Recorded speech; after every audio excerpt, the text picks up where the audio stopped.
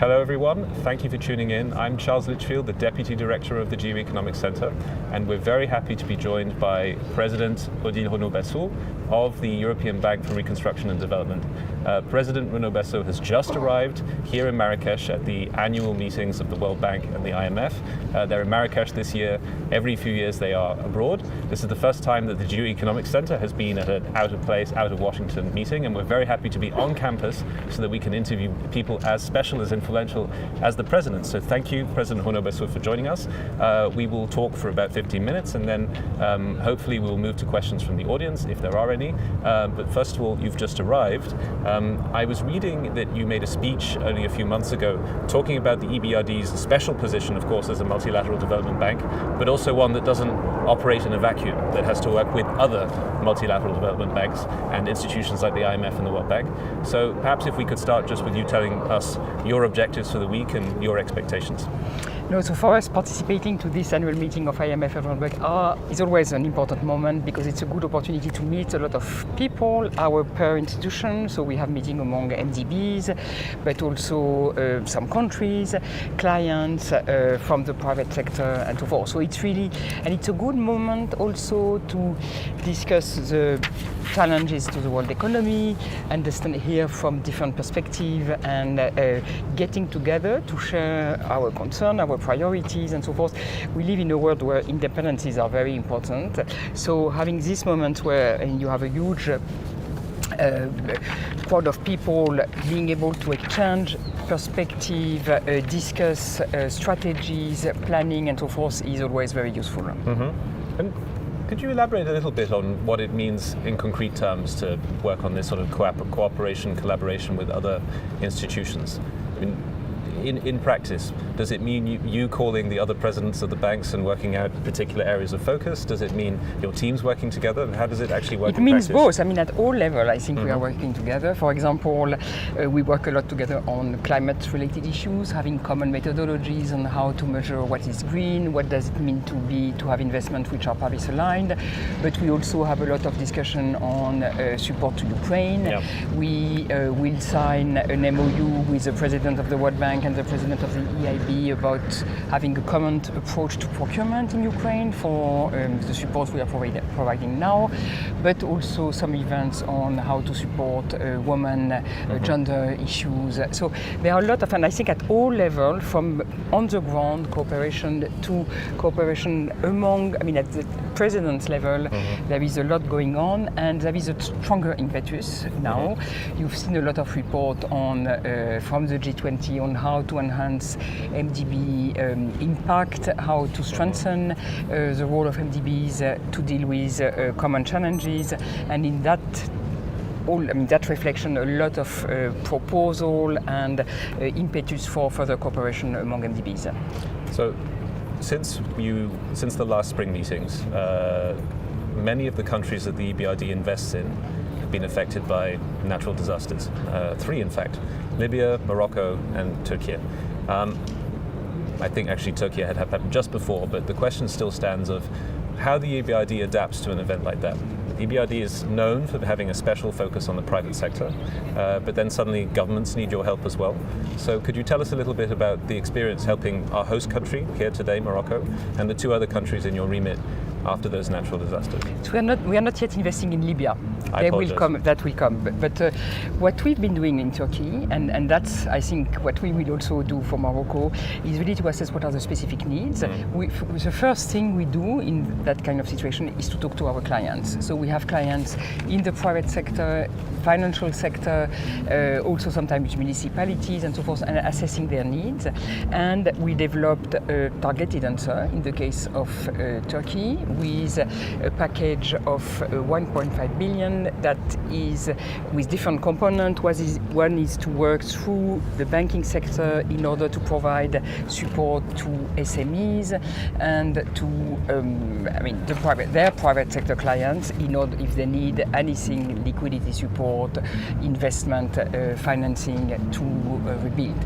We are also working in the case of Turkey with on infrastructure with the railway company. For example, there have been a big impact on railway, and working on a loan to facilitate the rebuilding of a railway, and with municipalities which have been affected. And in Morocco, we are in the process of defining the needs and our answer, and I think it will be along the same logic, looking at all the type of investment we can do. So we are not providing humanitarian assistance, but quick financing to support private sector, municipalities or public infrastructure to be rebuilt and face the challenges created by the earthquake.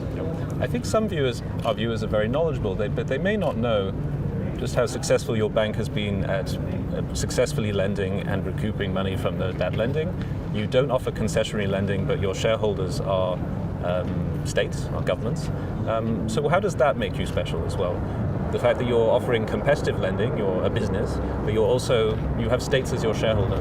What's it like running an institution that's sort of slightly in between our host institutions and a private bank? Yeah, so we are a bit specific among MDBs, and because we have a strong focus on private sector, but we can still do marginally some public sector or sub-sovereign project or state-owned enterprise. What we are doing is indeed working as a non-concessional financing, but because we work with government and trying to bring some additional, so we lend for project, but we bring also policy advice, so very often working on reforms together with financing, and some technical assistance for project preparation and this policy work. So that makes us quite different from a private sector, pure private sector banks, but still with a market logic. We don't want to crowd out the market, bringing low interest rates and so forth, but really our objective is to facilitate market developments. So how, through our investment and policy work, we can create an environment which is supportive for private sector investment.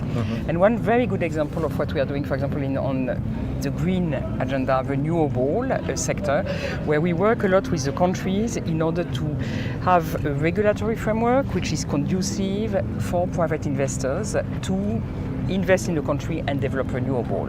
And we will start financing the first project, and then we hope that it will bring, private investors will come in because they see that this is an environment which is secure, attractive, and so forth.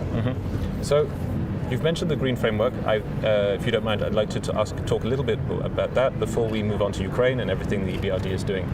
You mentioned a 4-point plan, four steps to your climate investments, how the EBRD wants to channel its investments into that. I believe last year you were in fact above the target for green investments. Yes. So could you tell us a little bit more about how you achieved that and how the 4 points of your plan work together in conjunction? So we have a target of 50% of our investment in 2025 in the green sector, and we already reached it last year. And what we are really mainstreaming the green objective, in the sense that we are looking at, for each project we are investing, first of all, whether they are Paris aligned, so consistent with the objective of the Paris Agreement, but also contribute to accelerate decarbonization and so forth. So we are really, this is for us a key priority, and doing that, for example, to support the development of renewable, but also when we work with a private sector client in manufacturing, for example, helping them to decarbonize their processes, or when we work with a bank, helping them to support green investment in their own clients, and we do that a lot in this country, for example. And is there anything strange you've discovered since you've gone to, so you go to these clients and you give them recommendations and hopefully they apply them? What's it like getting feedback from them on how these work? Have you ever been surprised by the feedback? Sometimes you have, because sometimes in the least developed countries, you may have the impression that there are some trade-off between development and the green agenda. What I realize is that, and sometimes they could react saying, what you're asking is very sophisticated, so it's not our priority, and so forth. I think there is more and more understanding that it goes hand in hand. That will be a lot of the discussion, in relation to the World Bank mandate and enlarging the scope of the World Bank mandate. But I think that there is a clear understanding that now to develop, you also need to take into account the green dimension and to build a greener future. See, another thing that strikes me about the EBRD is that it lends to not only low-income countries, but a lot of middle-income countries. That's how you've made your name. Do you notice a difference in commitment, interest to green objectives between perhaps low-income, middle-income? Is that an irrelevant way of seeing it? It's not necessarily, because you have countries, which are affected, sometimes low-income countries, very much affected by drought or issues related to water. And what I found interesting is that the green transition is rebalancing or changing quite fundamentally countries which are powerful in terms of energy, and it's not anymore having coal capabilities or reserve that will make you power, in energy, but having very good wind and solar. And in that sense, a country like Morocco or sub-Saharan African countries or Egypt could become energy hub with a huge potential to export energy when they were not necessarily very rich in terms of coal and oil and so forth. So it will really change the wealth of the countries and the relative power in terms of energy in the energy sector. Thank you. I now have to remind our viewers that we are welcoming questions from the audience. So I will ask President Renaud-Basso a few more, but this is your opportunity also to ask the President questions. They will come to me on this iPad, so please do not hesitate. I'm looking forward to hearing your questions. So before we go to the audience, President Renaud-Basso, it's now, I think, pretty known in the development field just how important the EBRD is to Ukraine. It's a country that you've been in for a long time, a country where you've made some very successful investments, and one, at least in my impression, that people come to for expertise. They want to help Ukraine, but they turn to the EBRD for that kind of expertise. So it's become a bit of a cliche on Ukraine that we need more coordination. You might be the hub for the coordination, the EBRD. So if you could tell us a little bit more about that, how that's starting to set up. Obviously, there's a debate about whether the reconstruction question is even premature in Ukraine. At the Atlantic Council, we certainly do not think so. So if you could tell us a little bit more about how this is being set up. There have already been conferences on Ukraine reconstruction. So could you tell us a little bit more about the EBRD's role? So indeed, Ukraine is a very important country for the EBRD. We have invested more than 18 billion since we started investing in this country. And in the war, we decided to continue to invest and even to step up our investment to support the country during the war. We were doing 1 billion investment a year. Before the war, now we've been doing 1.5 1.7 even in 2022, and probably something like 1.5 in 2023. So that's very important. We are focusing a lot on the private sector, on state-owned enterprise and infrastructure, in particular at the current juncture. Indeed, coordination is very important. We have a very important role to play. We will have a very important role to play, but other institutions also. We work very closely with IMF. You know that IMF has a macroeconomic program which has been very successful, and Ukraine helped to stabilize the macroeconomic situation. We are also working with the World Bank, who's played a very important role in assessment of the need and who will provide long-term support, but also EIB. So I think all IFIs, because of the magnitude of the need, will be needed. All balance sheets will be needed, but it's very important to work together. We have a specific role, which is our particularly focus on the private sector, and we will play a role of coordination with national development financial institutions. We launched in the last Ukrainian recovery conference a common platform with development financial institutions like DFC in the US or KfW in Germany, in order to share with them pipeline of private sector projects and to facilitate them investing, because we indeed have a very strong connection in the country, know a lot our clients, and are best placed to generate projects. So we will work together on this platform in order to facilitate countries which do not necessarily have staff on the ground or deep knowledge of the country to be able to still invest to support Ukraine reconstruction. And what is important, I think think you are right to say we need to work now. I mean, I don't think there is a clear sort of separation between supporting Ukraine in the war and reconstruction, because part of what is already needed now is to reconstruct what has been destroyed. And we don't know whether there will be further destruction. There probably will be, but it's very important to support Ukraine now and rebuild what is destroyed in order for the country to keep going.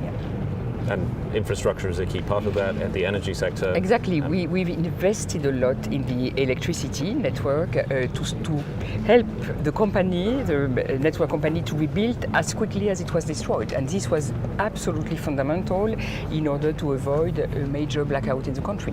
This was really the strategy by Russia last year, to destroy infrastructure in order to cut access to electricity, to cut access to heating and so forth.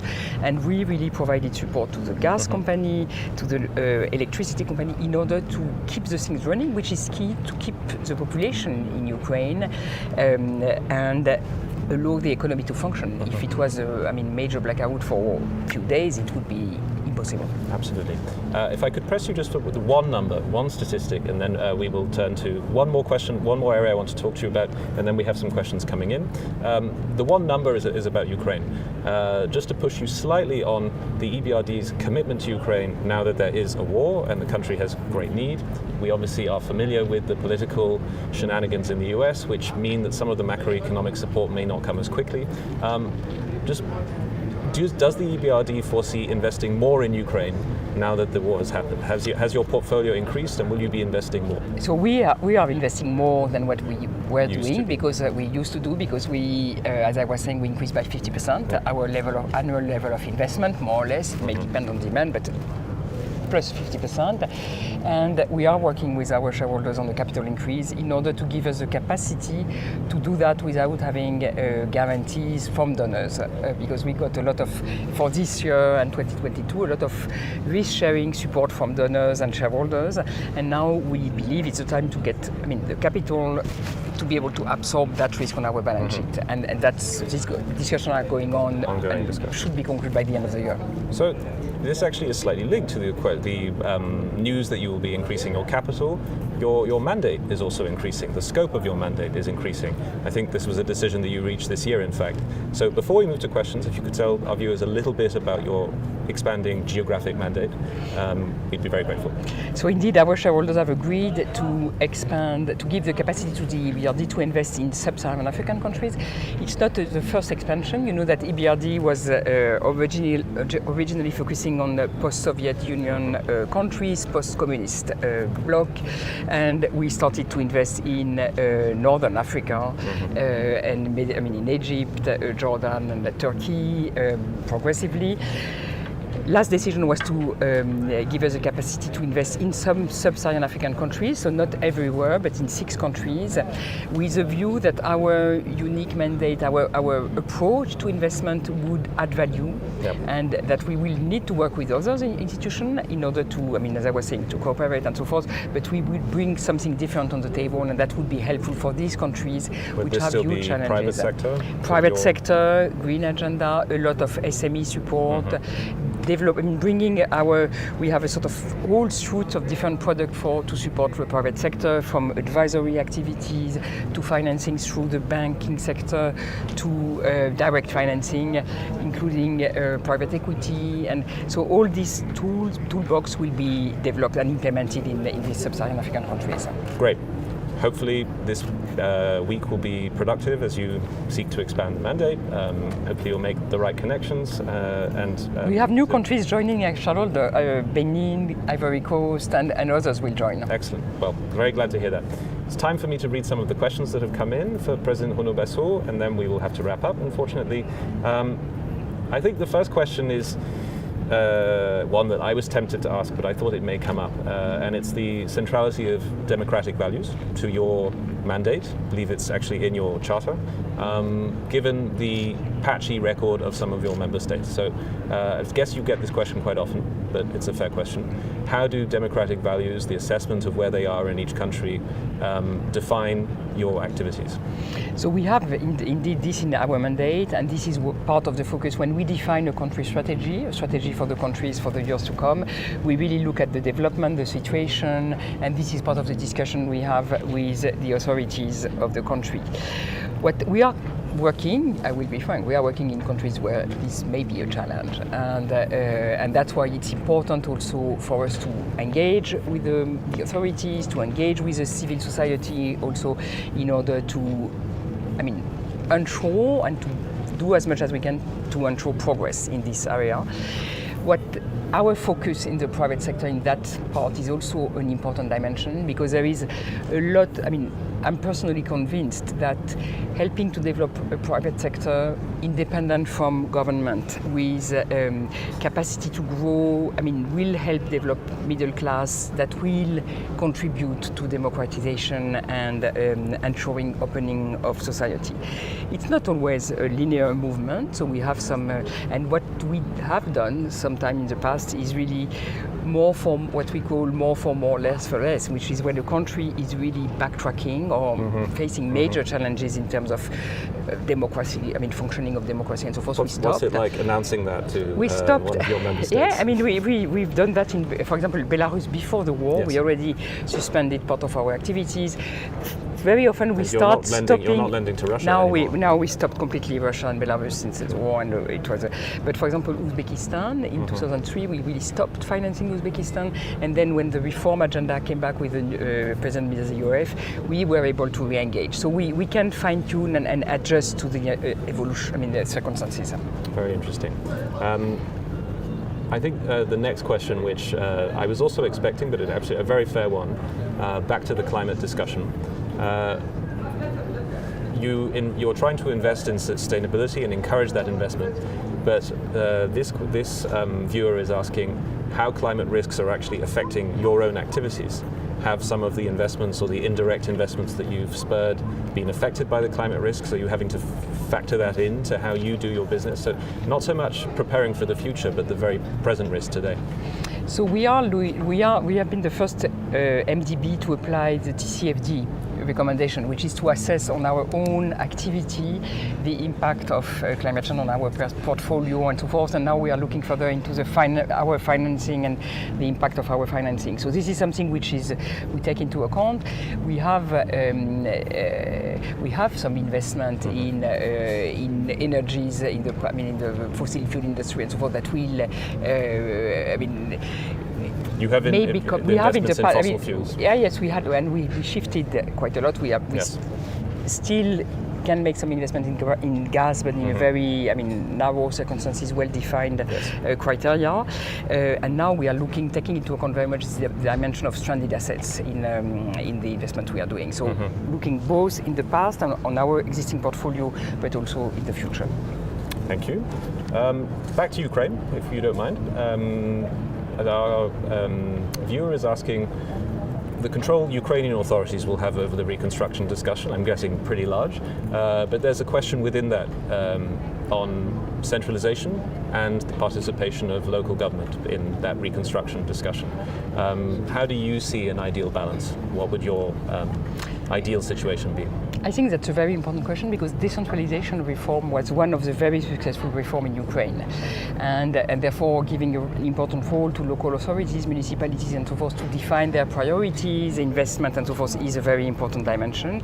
Of course, in the context of a war, when support is very limited, financial capacities are limited, the government is willing to have some prioritization of the limited support, of the support it got, and how to prioritize between the different countries, the different cities and so forth. But I think it's important to preserve and to keep this capacity of municipalities to manage themselves and build on this decentralization law. Do you work with the municipalities as well as the central government? Okay. Yes, so we have some projects with Kiev, but also Lviv. We are working on projects with Kherson, Kharkiv. So this is for us an important area in Ukraine, but also elsewhere. Very good. I have a question from Nicole, who's asking about the EBRD's approach to poverty reduction in middle-income countries and even higher middle-income countries. Brings us back to something we discussed earlier. The EBRD is specific, I guess, in that you have a lot of experience already in seeing the countries you invest in move up the value chain. I shouldn't say it about countries, but certainly increase the level of wealth that they have within the countries, but still they will have needs, and especially businesses that will require your assistance. So I suppose my question is, how do you balance between the obvious need for emerging markets and frontier markets for immediate assistance and the ongoing assistance that countries that may not be beneath certain thresholds and may not require all the assistance that you offer, but remain in the sort of middle income and still require that technical assistance? Again, I think our viewers are interested in sort of the day-to-day of what that's like, having that spectrum. So we have some specific objective to support early transition countries, so the less advanced countries, and it's sometimes a challenge for us to reach this objective in terms of volume of activity because we do a very large number of projects, but these are smaller economies, so very often smaller projects. So this is something which helps to focus on these less advanced countries, including Mediterranean region, Western Balkans, and so forth. What we also have is, in terms of horizontal priority, I talked a lot about the green agenda, but we also have two very important horizontal priorities, which are inclusion and digitalization. And under the inclusion item, of course, we talk a lot and we focus a lot about gender, women in business, supporting women participation on labor market and so forth, but also the issue of inclusion of the most, the poorest population or poorest areas in a country, and try to develop some program or some policies in order to help facilitating inclusion and increasing GDP, GDP for everybody, and everybody benefiting from the growth. Thank you. Very happy you mentioned women's equality and inclusion. There will in fact be an event tomorrow in our studio about for the International Day of the Girl. And funnily enough, Nicole, who asked the question, will be on that panel. I'm pretty sure it's the same Nicole. Anyway. So President Renaud-Basso, one more question if you don't mind, and then we'll have to wrap up. A question from a viewer on the war that's unfolding between Israel and Hamas. I know that Israel is one of your shareholders, but does the EBRD have any role in the reconstruction there? We do not invest in Israel. We invest in West Bank and Gaza, and particularly in West Bank, and we are reviewing our project. We have a very selective approach. Looking at anti-money laundering, financial terrorism, and so forth. So we'll see, but we have project ongoing there. Okay. Well, very clear answers to that question. In fact, I think we've managed to answer all the questions, which is exceptional. So thank you for your excellent questions, viewers, and thank you especially to President Renaud-Basso for coming to our pop-up studio here at the Marrakesh World Bank IMF annual meetings.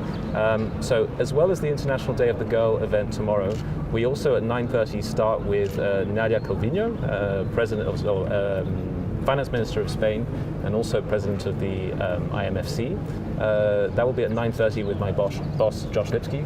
I'll be back in a few days interviewing a European Commissioner, EVP Dombrovskis, and also the Finance Minister of Turkey, Mr. Şimşek, whom I'm sure you know quite well, President Renaud-Basso. So thank you so much for your time, and thank you everyone for tuning in.